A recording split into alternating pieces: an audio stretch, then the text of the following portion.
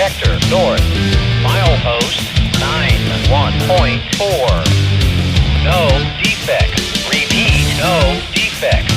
Total axle 136. Train lane 1548 feet. Speed 35. Temperature 70 degrees. Here is the Hiawatha to Linton Avenue return at 7:42 p.m.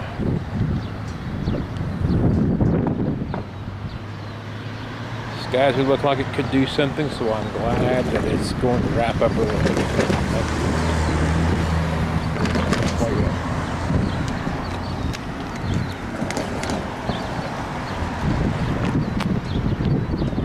Heard the horn just out to the west of us just a couple minutes ago, so she ought to be coming just about every time. I always like to start over just a little early, just in case something neat happens.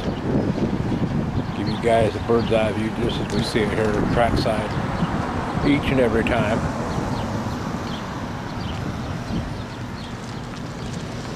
There we go, folks, breaking the hill right now.